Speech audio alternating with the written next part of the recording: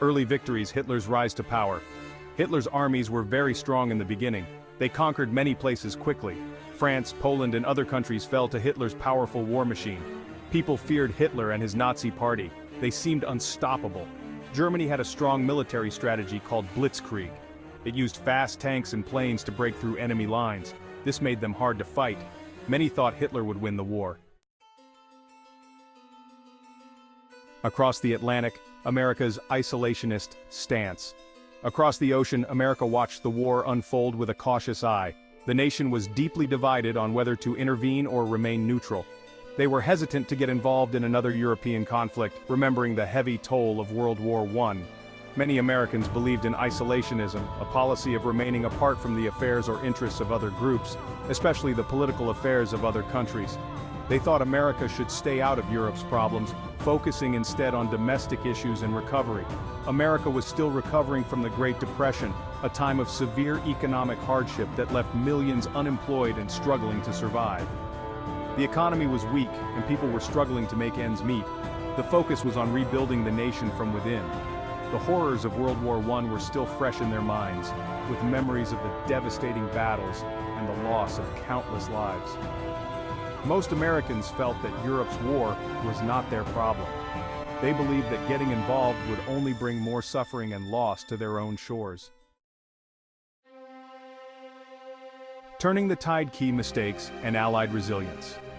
Hitler made some big mistakes that cost him the war. One big mistake was attacking Russia. The Russian winter was brutal, and the German army was not prepared. They froze and starved, and their attack failed. This weakened Germany. Another mistake was declaring war on America. This happened after Japan, Germany's ally, attacked Pearl Harbor. America joined the war with full force, tipping the balance against Germany. Section 4. The British Bulldog, a beacon of resistance. Britain played a crucial role in defeating Hitler. They never gave up, even when things looked bleak. Their leader, Winston Churchill, rallied the British people to fight for their freedom. The British Royal Air Force fought bravely in the Battle of Britain. They stopped the German Air Force from controlling the skies. This was a turning point in the war. It showed that Hitler could be defeated. Section 5. D-Day, a turning point in World War II. D-Day was a very important event in World War II. It marked a significant shift in the momentum of the war, favoring the Allied forces. On June 6, 1944, Allied forces landed on the beaches of Normandy, France. This massive operation involved meticulous planning and coordination among multiple nations. It was the largest seaborne invasion in history, involving over 156,000 troops from the United States, the United Kingdom, Canada, and other Allied nations. This daring operation caught the Germans by surprise. The German forces were unprepared for the scale and intensity of the invasion. The D-Day landings were a turning point in the war. They marked the beginning of the end for Nazi Germany. It opened up a new front in Western Europe, allowing the Allies to push further into occupied territory. Now, Germany had to fight on two fronts, in the east against Russia and in the west against America, Britain, and their allies. This division of their forces significantly weakened their ability to defend their occupied territories.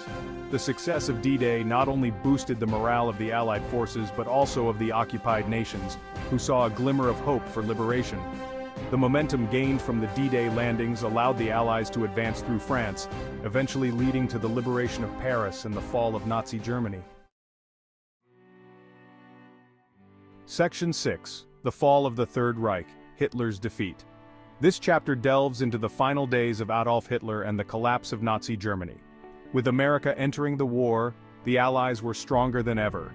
The combined forces of the United States, the United Kingdom, the Soviet Union, and other Allied nations created an unstoppable force.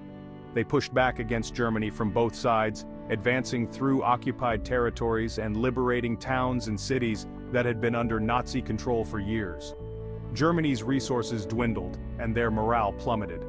The relentless Allied bombings devastated German infrastructure, leaving cities in ruins and supply lines crippled. As Allied forces closed in on Berlin, Hitler realized defeat was inevitable. The once mighty German army was now in full retreat, and the capital was under siege. In a final act of desperation, Hitler retreated to his bunker deep beneath the city. On April 30, 1945, facing the reality of his impending defeat, he committed suicide in his bunker.